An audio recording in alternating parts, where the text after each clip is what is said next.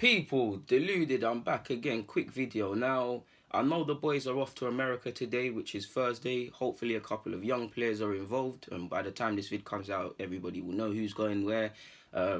First and foremost, safe flight. Hopefully, everybody gets there safe and sound. Because I do think when it comes to leaving our houses or going on public transport or just not getting hurt walking down the street, we neglect our blessings. So, first and foremost, hopefully the players, everybody on that plane, safe journey, and everybody going out there to support the boys, safe journey and things like that. I'm happy for the young players to go. You lot know me, I'm a fan of the young players. It gives them something to work to. They know Arsenal's a big club, but seeing how crazy fans go both in London and England, but over the world, people in America don't get to see Arsenal beyond watching on the TV or the internet.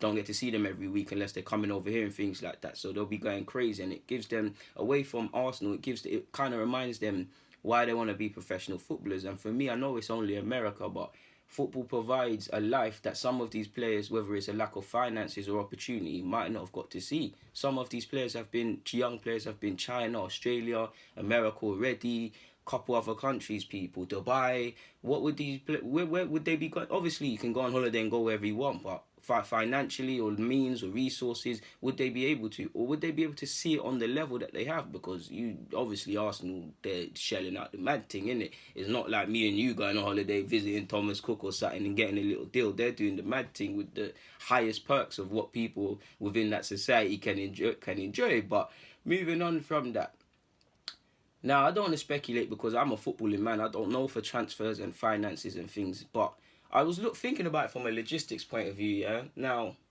let's take this. Zaha is in Egypt, if that move is to happen. Zaha is in Egypt, right, people, yeah? Tierney, we'll assume he's in Scotland now. I know he's in Australia, but he's in Scotland, right? Yeah? If Raul, Vinay and Edu are all going to America, how are we gonna get moves sorted, people, really and truly? Again, football is a glowing game. We've got other staff that can fly out, and our medical staff can fly out and go and conduct tests. So these lot don't need to be there. They can do it over the phone and whatnot. But in terms of the meetings, the I's and the dotting the I's and the crossing the T's, surely they have to be. You can imagine, say we've got a deal agreed for Turney right now in Scotland, and these lot are all in America. Obviously, phone calls can be made. People can pick up the slack elsewhere, those that didn't travel.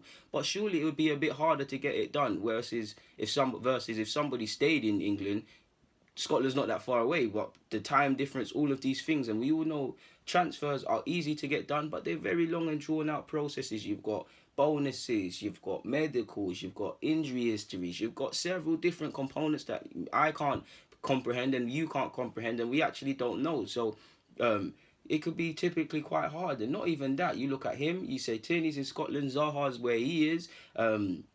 Couldn't it be a bit difficult? Apparently, obviously we know apparently they're going there to try and speak to, beyond the obvious, that obviously our technical director has to be there, and I'm sure there's some commercial strengthening of partnerships and ties that Vinay and Edu and all of these players will be people behind the scenes will be doing.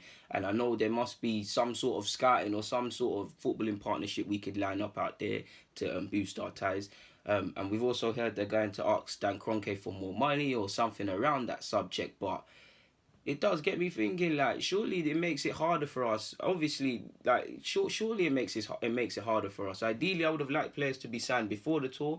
This leads me to believe that we won't really get any signings confirmed before we come back from tour. I'm sure we've signed players before and they flew out and joined the lads on tour and whatnot. So again, I'm not saying transfers aren't going to happen, but it just leads me to believe that at least for that week or week and a bit, we won't see any transfers of sorts. Again, that doesn't mean fees can't be agreed. We all know fees can be agreed. Medicals can still be done. All of this can be done. In short, this video is not something of nothing, but it just makes it, surely it makes it a bit harder. And if we look at the outgoings now, off the top of my head, Mustafi's likely to go on the plane. Mkhitaryan, Ozil, El Nene, Jenkinson, all of these players that are linked with moves away and not seen as taking the club forward. For whatever reason, I'm not saying all of them, but we know Emre, because players have been participating in other competitions and everyone's back. He might not have a full strength side, but surely it would be easier for them. Look, I'm not saying all of them, especially in Ozil's case. We know Ozil and Mkhitaryan probably should get on that plane and go. But for a couple of others, the El Nenes, the Mustafis, for example, Jenkinsons, surely it would have been better to leave these guys behind because they'll be more inclined to sort out their futures because they see it's not there, it's not here. Two, if there is any offers for these players, which I can't see happening, surely it's easier to get things done if these players are very local to clubs or within Europe and whatnot, versus if they're on the other side of the world and other teams have to fly staff around and there's the time zone difference means it's longer to communicate. Surely it makes our job a bit harder. Again, transfers can still be done. We've signed players when we've been on tour and things like that. But I'm just simply saying, surely it makes our task a bit harder. I'm leaning towards Edu to make this right. Again, I'm not saying it's all on him because Emre can't move this club forward by himself.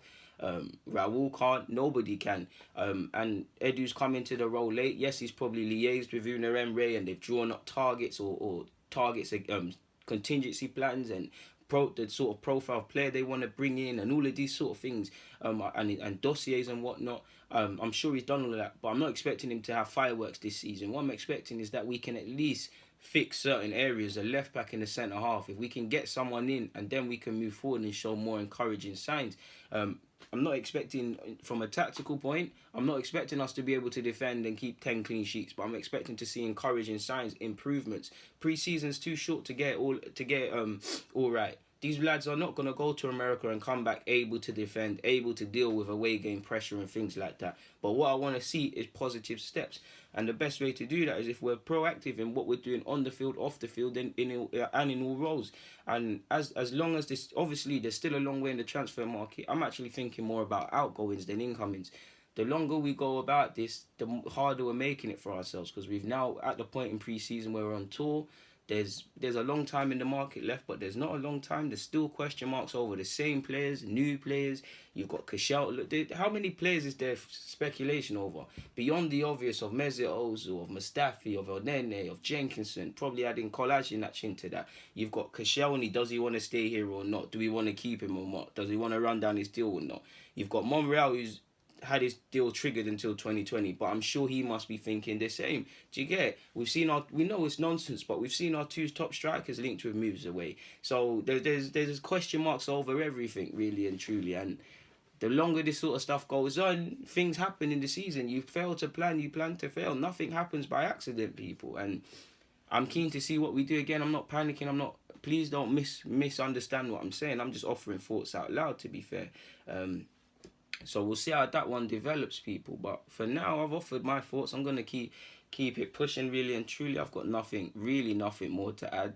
Really nothing more. I'm just looking at it from a logistics point of view, really and truly. And it's gone completely different or away from this subject. The centre-half thing. Now, you could say we've got quantity, but not necessarily quality. Now, Saliba, very promising young centre-half. If reports are to be believed, he's coming next season. For now, he's irrelevant. For this season at least, in the short term, in regards to what happens at the Emirates, he's irrelevant. Me and you and us will keep an eye on his development and watch him on loan, and we can dream of what he could be next season and how he can develop long term. But for now, if he is staying at Saint Etienne, he is irrelevant. He's irrelevant. We want him to stay fit, stay healthy and improve, but he's irrelevant. So that leaves us kind of in the same nonsense, because I know I've spoke about Mustafi today, but Mustafi contracted until 2021, played a substantial amount of last season, likely to do the same. You've heard Mavropanos with his groin injury. Apparently his groin injury is going to take a while to get over, and it would. And I would like, to be honest, take as long as it takes. Let's just get it right, because he does get these little niggling injuries, and as you see with a lot of players, it can be quite stop-start in terms of developing you as a professional. So I'll put an asterisk next to Mavropanos because he's not fit at the moment, but because he's not fit, is he going to go out on loan? Would it be sensible? So that's Mustafi, Mavropanos, Socrates will be here next season. Koscielny, another asterisk, just purely because of speculation over his future, but he's likely to be here. You've obviously got Holding, who's got his injury stuff. Apologies, people. You also have Callum Chambers, who said he wants to stay at the club. And there's also talk of another centre-half. So that's about 5 to 7 centre-half options. My maths is poor. Quality over quantity. If you was to ask me my first choice options, at this moment in time, it's allegedly, if reports are to be believed and the new centre-half comes in, I'm going to assume he is better than the options we have and can take us forward, regardless of if he's high profile or it's a thing where scouts done their job. So I'd say the new centre-half, I think Socrates, at least for the duration of his contract, has shown he's quite reliable. Next season might be something different. He hasn't been perfect, but he's someone that likes to defend and he's someone that would be, in terms of my thinking next season, Rob Holding. You lot know me and Rob Holding. They'd be the three. Well, I've said Holding, Socrates, the new centre half. They would be the guys for me. Mavropanos when fit, as well. So I would use Chambers in the side. To be fair, I think he's done all right when he's been used at centre half. He played all right against United away 2 seasons ago. He played all right. He played all right against Atletico and Chelsea when he was here before he went on loan. He played quite well at centre mid in big games for Fulham. So I'd keep him for the squad, man, to be used at centre half, to be used at defensive mid, or to give me that option of seeing out games. Maybe him and Torreira kind of defending the thing, or just using him to rest players. Right back is probably his weakest role, and it's not. I know he got his chance there at Southampton and kind of here in his first season and whatnot, but it's not his role. We've seen the nightmares Montero gave him, but really and truly, bar Maitland-Niles and obviously Bellerin, surely Chambers is a better option than Mustafi there, and definitely Carl Jenkinson, who's in his natural role. So possibly having someone like that in your squad, it gives you something to play around with. Again, you run the risk of being a jack of all trades, master of none, because Chambers, he's a centre defence, he's a midfield.